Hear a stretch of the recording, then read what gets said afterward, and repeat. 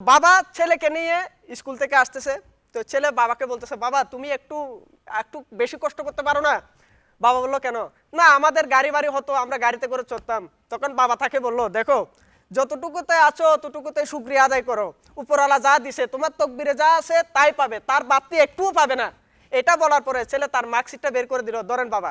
বাবা দেখে বললো, কিরে তুই অঙ্ক মাত্র 18 পাইলি? ছেলে বললো, বাবা তকবিরে যা আছে তা, এর বাড়তি তো পাবো না। তো মাস্টার ছেলেদেরকে বলতেছে যে তোমরা সবসময় আগাই যেতে হবে, পারলে উড়ে যাবে, উড়ে যাইতে না পারলে দূরাই যাবে, দূরাই যাইতে না পারলে হাইটে যাবে, হাইটে যাইতে না পারলে গড়াই যাবে, মাগার যেতে হবে।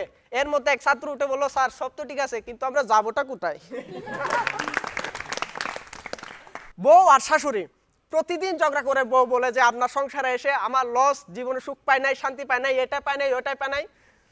পাশ দিয়ে এক বাবা যাচ্ছে, বাবা শুনে বলল, আচ্ছা বৌমা, আমি তোমার 3টা ইচ্ছা পূরণ করে দেব, তুমি যা চাও তাই পাবে 3টা, কিন্তু তোমাকে যা দেব তোমার শাশুড়িকে তার ডবল দেব, তুমি কি রাজি? বললো, হ্যাঁ রাজি। তাহলে বলো তোমার কি চাই?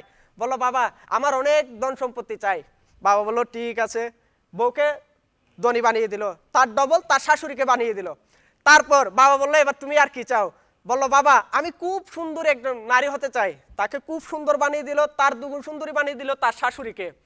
তারপর বৌমা বললো, বাবা আমার একটা সুক্কানা করে দেন।